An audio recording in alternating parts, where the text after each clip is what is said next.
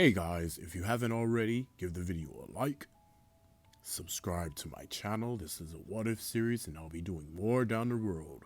Plus Ultra! Hey guys, and welcome to a brand new What If series entitled What If Luffy Had the Nine-Tailed Fox? Now, this is one that you can really touch upon since One Piece has double fruits that have like animalistic powers added to them. So they have Zoan double fruits, they have Paramecia, and they even have. You guys tell me what the third one was in the comments. I don't remember because I haven't watched One Piece in a little minute.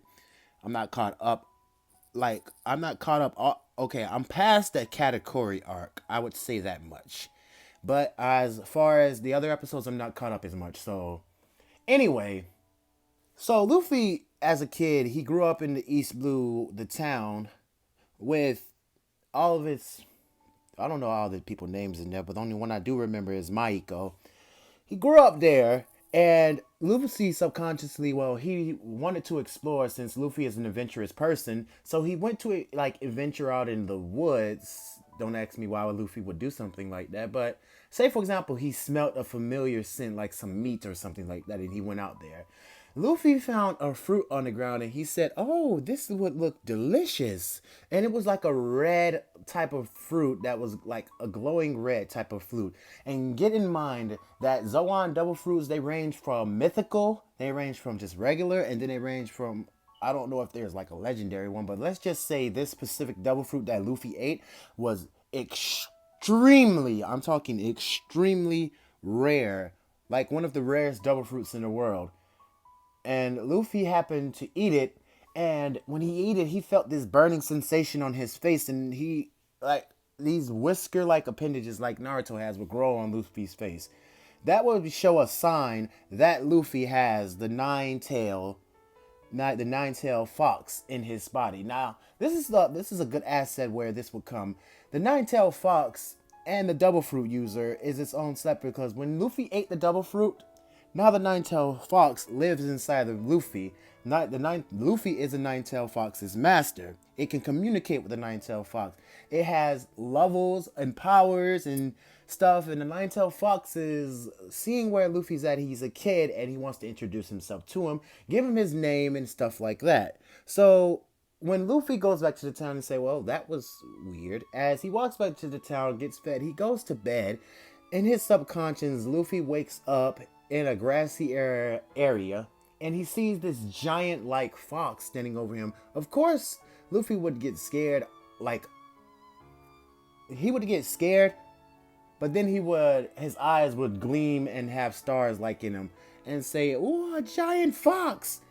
And the Nine Tails would introduce himself to him and he would say, "Hello there, Monkey D. Luffy." And Luffy would ask, "How do you know my name?" And the fox would say, "Well, remember that fruit you ate in the woods?" And Luffy would say, what was that?" "Well, that fruit gave you powers, which is my powers. Now I'm talking to you. I wanted to introduce myself to you." I don't know how Kurama talks. I don't got the voice effects for that, but let's just go with my voice and talk normal. So, "I want to introduce myself to you. My name is Kurama." I know this is cringe worthy, but just bear with it. My name is Kurama, and I am the nine-tailed fox legendary spirit that lives inside you. You have gained access to my powers, but you should train because I sense that you might want to become something someday. You might not know it yet. I mean, you might not have the dream yet, but I sense you might want to train your body because you now have power. You're not a weakling, Luffy. And the nine-tailed fox would dissipate with Luffy waking up and saying, "What was that?" So we flash forward to when Luffy was talking to Shanks and everything, and this was the idea of piratery, where pirates would come into Luffy's head. Now he's thinking about pirates. Now he's thinking, can he become a pirate?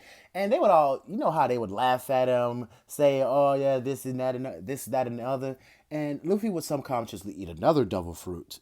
Now, here's a bad reaction. Instead of when Luffy eats the devil fruit, instead of Shanks saying, What are you doing? What are you doing?" Luffy falls out like unconscious. And now there's a fight between two different devil fruits in his body, but something strange happens. Luffy, they mix the devil fruits absolutely mix with each other, and now Luffy wakes up in like it was like it only had to been like 5 minutes or so when Maiko just put something on his head like a warm red rag, and Luffy just wakes up and just gets back up, and strangely nothing happens. Now the nine-tailed fox, well Kurama, inside of Luffy's body is thinking, "Wow, so this kid is actually something. He survived eating two devil fruits. I really got to keep a watch on this guy because he might stumble around. And I get that two, he ate two, but three, that's just crazy. So with this, I'm just gonna keep an eye on this kid. He's rather interesting though. Anyway, so with that, Luffy is eating two of the devil fruits, and his childhood goes exactly the same as it did in the original canon with the first episode. Yes, I'm going to anime style.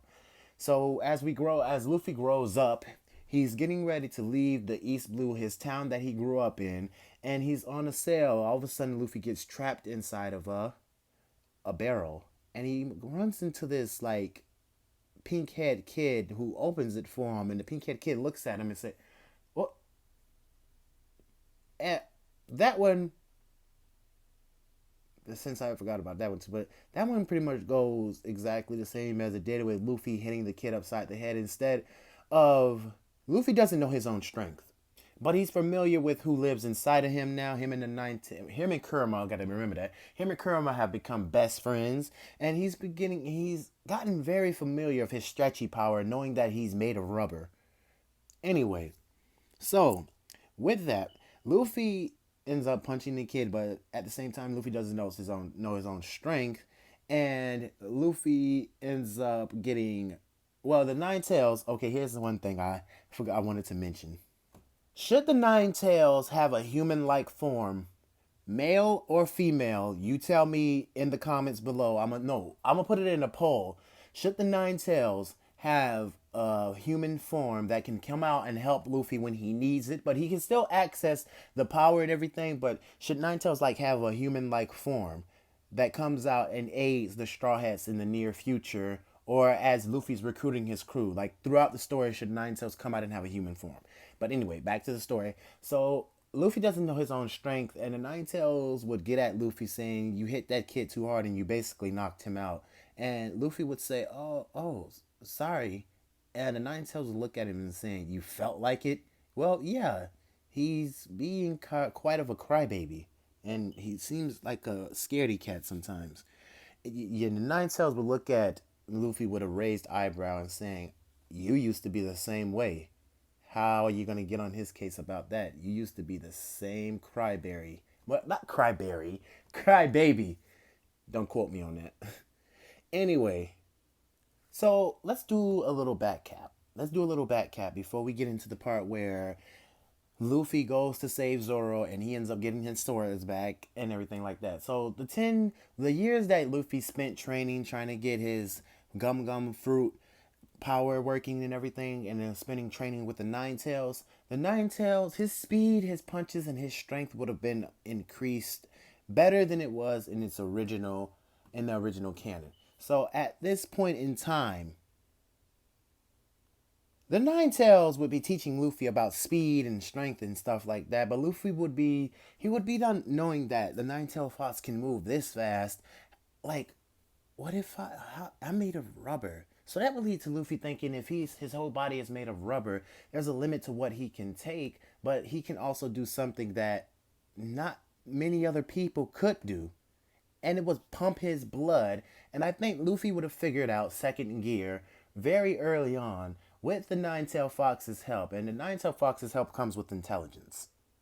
Now, because he's the fox, a legendary fox spirit of the Zoan fruit that Luffy ate. So he comes with intelligence. And I'm thinking that throughout Luffy's childhood, he wouldn't be that much of an idiot. He wouldn't be that idiotic.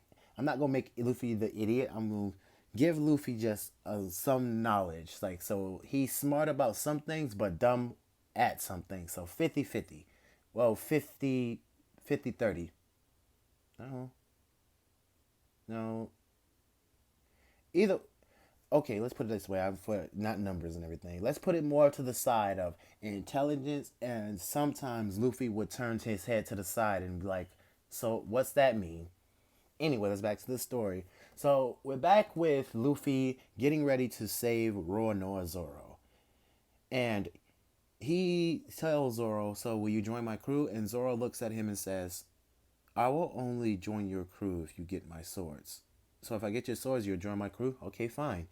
Luffy gets Zoro's swords back very easily, in fact, and gets Zoro out of the little guillotine or whatever thing he was in. And Zoro's now part of Luffy crew. They destroyed all the bodyguards there, and I'm not even gonna mention to what they did to the Lock, Metal Jaw, or whatever the whatever that nigga name was, but he just got bodied by Roronoa Zoro and Luffy. Now Luffy has Zoro on his team, a legendary swordsman. Now the next recruit is Usopp, and that arc was very fun. I would say it was very fun to notice, but as far as the skim through part, Usopp joins. Let's put it like that. Usopp's gonna join Luffy's crew, and Luffy, that encounter with the cat pirates or everything, he tore through them very right. Like they ran through them very easily. Cause you gotta mention that now Luffy that has something like has somebody protecting him. He has like this spirit inside him that's protecting him. So Luffy's awareness is very skilled at this point. So with that arc going relatively the same way it did in canon, we now jump to when Luffy goes to get Sanji and not Sanji. No, because I honestly skipped something major. I skipped something major. Now Nami is with them. I forgot about Nami. I'm treating Nami like she's a Sakura. Okay, Nami is with Luffy's crew, and Nami is going through all the same events as she did in canon. But let's flash forward when Luffy first met Nami. Well, no, let's do a flashback. When Luffy first met Nami, she would call Naruto, I mean not Naruto, Luffy a monster of some sort. That all pirates are the same and they only look out for themselves, trying to run at Luffy when a dog's building got burnt down, and Luffy would just look at her and she would say, so look at her and she say, I want to kill you. I want to kill you so bad. And Luffy would look at her and look away and say, as if you ever could kill me. You're too weak. And Luffy would go and sit next to the dog and put the dog food in front of the dog and say, I know what it's like. They burnt down your building and now you feel like you lost the one thing that you could hold on to. I managed to get that for you. I don't know if it's enough, but that big cat probably ate it all. You should know he's not around anymore. As I don't like people that just takes things away from others or basically gives them a count of grief. Luffy would shed a tear for the dog, but then he would have a big smile, and the dog would nod at Luffy and walk away. And Luffy would feel happy at what he did, but Nami would feel starstruck that he just he just saved someone. Wow. And now now that you know all about that and everything, Nami's apart. We're at the point where Luffy and the others are now finna recruit Sanji. And so here's the thing. Here's like I'm gonna end it off. So do you guys want me to detailedly go through each and every arc?